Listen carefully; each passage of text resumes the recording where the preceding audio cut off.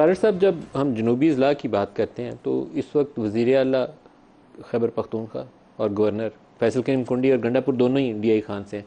तो जब आप ऑपरेशन की बात करते हैं, अली मीन गंडापुर उस मीटिंग में हम मौजूद भी होते हैं, तो फिर एटलीस्ट इतनी क्लैरिटी तो दी जानी चाहिए थी कि हमने बन्नू में, DI खान में, लकी मरवत में या इवन वज़ीरिस्तान के कुछ इलाकों के अंदर आपने फ़ौज लगानी है या किस नौयत के ऑपरेशन करने हैं, इसके ऊपर कुछ तो ब्रीफ किया गया होगा। ये हसास मामला है, वक्त से पहले इस तरह का ऐलान करना, ये इसकी डिटेल्स में जाना पब्लिकली मैं समझता हूँ मुनासिब नहीं है। एक पॉलिसी का जब ऐलान किया जाएगा और स्पेसिफिक एक्शंस लिए जाएंगे, उससे बिल्कुल पहले बता दिया जाएगा। मगर मैंने बड़ा दर्द देखा, वज़ीर आला खैबर पख्तूनख्वा इस मामले पे बड़े कंसर्न थे और मैंने देखा कि उनको अदराक है कि मामला काफ़ी ख़तरनाक है कुछ अजला के अंदर और वो इसका तदारुक चाहते हैं।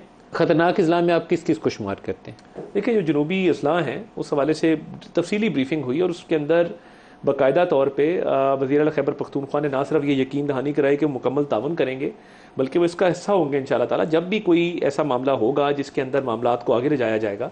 अली मीन गंडापुर उस मीटिंग में फुली ऑन बोर्ड थे? जी, 100% फुली ऑन बोर्ड थे। 100% ऑन बोर्ड? जी, ऑन बोर्ड थे। देखिए, उन्होंने जो बात की कि ऑपरेशन की बात नहीं हुई, उन्होंने दुरुस्त बात की कि एक ओवरऑल नैरेटिव की, अज़्म इस्तेहकाम की, एज अ पॉलिसी बात हुई, स्पेसिफिक ऑपरेशन की बात नहीं हुई। तो मैं उनकी बात को इंडोर्स करता हूँ कि उन्होंने ठीक बात की। बट यू आर सेइंग कि he was 100% Azm on board. इस्तेहकाम के नाम पे भी जब राय ली गई तो उस पर अली मीन गंडापुर साहब ने हाथ खड़ा करके कहा कि मैं इससे इतफाक करता हूं। इससे इतफाक करता हूँ, हाथ खड़ा कर, जिसको इंडोर्स। और जो ओवरऑल अप्रोच है उसके ऊपर भी 100% कोई खास उनका इतराज़ नहीं था। उन्होंने ज़रूर पंजाब के वाले से कुछ मामलात अपने रेस किए कि वहाँ पे पोलिटिकल मामलात हैं, हमारे लोगों के जो है वो आज़ादी हासिल नहीं, इस तरह की बात उन्होंने ज़रूर की। बट ओवरऑल अज़्म इस्तेहकाम के वाले से उनका कोई इतराज़ नहीं था और उसको इंडोर्स किया उन्होंने। तो फिर इशू क्या है? फिर आप उनको इशू कोई भी नहीं है, एक ब्रीफिंग करिए ताकि डिस्प्यूट खत्म हो जाए। वो कह रहे हैं हमें KP में मीटिंग कॉल की है उन्होंने। ये whole of the government approach इसीलिए ली गई है कि तमाम इदारे, तमाम इकाइयाँ एक पेज पर हों, आपस में कोऑर्डिनेशन हो और इफेक्टिव तरीके से। सर, सबसे ज़्यादा दहशतगर्दी के वाक़यात जहाँ हो रहे हैं ना, वो यही जनूबी अजला है। DI खान उसमें वर्स्ट हिट है, उसके जनूबी अजला है, फिर बलूचिस्तान में भी है। DI खान वर्स्ट हिट है और DI खान से ही इस वक्त अली मीन गंडापुर भी हैं और फैसल करीम कुंडी भी हैं। तो यहाँ क्लैरिटी मौजूद है। आप वो कह रहे हैं सपोर्ट भी कर रहे हैं, तो आप क्यों नहीं एक मीटिंग कॉल कर लेते? यहाँ पे बुला लीजिए, फजलुर रहमान साहब को भी बुला लीजिए। जो मीटिंग कॉल की गई थी, फजलुर रहमान साहब ने उसको अदम इस्तेहकाम का नाम दिया। तमाम स्टेक होल्डर्स मौजूद थे और मैं समझता हूँ कि इस वक्त बहुत ज़रूरत है कि इसको फुली जो है वो इंडोर्स तमाम अतराफ से किया जाए। तो मैं समझता हूँ इस पर एक ब्रॉडर कंसेंसस डेवलप हो जाएगा और ये मामला आगे अच्छे खुश उसलूबी से पॉलिटिकल ओनरशिप के लिए आपको लीड रोल लेना चाहिए। नेशनल पार्लियामेंट प्लान के लिए उस वक्त लीड रोल लिया था जनरल राहिल शरीफ ने और नवाज शरीफ ने। बिल्कुल लिया था। इमरान खान धरने में बैठे हुए थे, इनको बुलाया गया था कि आप आइए, हमने बातचीत की और नैप हो गया। अब आपको उसको आगे लेकर चलना है। मामला पार्लियामेंट में भी उठाया गया है, मामला काबीना में भी उठाया गया है, एपेक्स कमेटी का इजलास भी हुआ है। मेरा ख्याल है ये तेज़ी से आगे बढ़ेगा और इसमें तमाम लोग इंशाल्लाह ताला इसकी हिमायत करेंगे। और ये आप कब लीड रोल लेंगे? जब आप इन जमातों को जो प्रोटेस्ट कर रही हैं इनको कॉल करेंगे? मैं समझता हूँ कि जब PTI ने, अली मीन गंडापुर साहब ने इसमें लबैक कह दिया है और वो उस मीटिंग में शरीक थे, उनका कोई इख्तलाफी नोट नहीं था, कोई उनकी ऐसी डेसेंट वाली बात नहीं थी, वो इंडोर्स करके गए हैं। पार्लियामान में भी अच्छी आवाज़ें कुछ लोगों की आ रही हैं, तो मैं समझता हूँ सारे ऑन बोर्ड होंगे इंशाल्लाह। बजटरी सेशन भी चल रही है, बजट के हवाले से भी अगर पूछ लूँ, बजट कब तक पास हो जाएगा?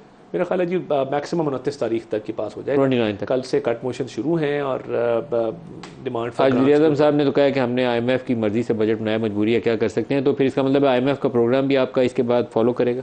देखिए, बात यह है कि IMF के प्रोग्राम में तो जाना है, ये तो बिल्कुल बात तय है, इसमें कोई दो राय नहीं है। और हम चाहते हैं कि हम ये सेल्फ रिलायंस पे आएँ, खुद इनसारी पे आएँ और आहिस्ता आहिस्ता इंशाल्लाह ताला हम उस तरफ जा रहे हैं। मगर ये हालात हमारे क्रिएट करदा नहीं थे। नवाज शरीफ साहब ने तो खैर बात कह दी था IMF को। 4 साल में जो हालात पैदा हुए, देखिए किसने कहा कि मैं IMF के पास जाऊँगा, नहीं जाऊँगा, खुदकुशी कर लूँगा। उन्होंने हालात इतने बुरे कर दिए इकॉनमी के। हमने तो PDM के दौर में डिफ़ॉल्ट से बचाया, रुपये को मुस्तहकम किया, आज उसके समरात आ रहे हैं। तो मैं समझता हूँ कि बजट जो है IMF की शराइत के मुताबिक अगर हम पास करते हैं तो IMF का मिशन आना चाहिए नए प्रोग्राम पर बातचीत के लिए। वो कब तक आप तवक्को रखते हैं? देखिए, मैं इस पर बहुत जल्दी कमेंट नहीं करना चाहूँगा, मगर ये बात ज़रूर है कि IMF की मुशावरत उनसे की गई, मगर बहुत सारे मामलात ऐसे हैं कि जहाँ पे हुकूमत ने अपनी भी मनवाई। टैक्सेस के, फॉर एग्जांपल सैलरीड क्लास पे जो टैक्स है उस पर बहुत कमी की गई, वो बहुत ज़्यादा शायद डिमांड। लेकिन आपने तो रिवाइज कर दी है। अगर बात ये ना, देखें 1 लाख रिवाइज स्लैब्स का मतलब ये है कि जो 2-3 लाख 4 लाख वाली आमदन वाले उन सारों को अच्छा खासा परसेंटेज बहुत कम है ना। 1 लाख तनख्वाह वाले पे 1200 रुपये इजाफा हुआ है, वो 2400 रुपये अब देगा। सर, अगर पहले उसका 50 होगा अब 1200 कर दें तो उसकी परसेंटेज 1200 था ना, 1200 2400 हो गया। मैं कह रहा हूँ 1 लाख वाले को इतना महसूस नहीं होगा। ऑब्वियसली हायर इनकम ब्रैकेट लोग 50-50 लाख रुपए तनख्वाह भी लेते हैं, 25-25 लाख, उनको ये ऑब्वियसली महसूस होगा। बट लोअर इनकम ब्रैकेट को टारगेट नहीं किया गया। सरकारी मुलाजमीन की तनख्वाह 25% बढ़ी है, 1 से 16, मिनिमम वेज को बढ़ाया गया है। तो मैं समझता हूँ कि ये सारे इकदाम हैं जो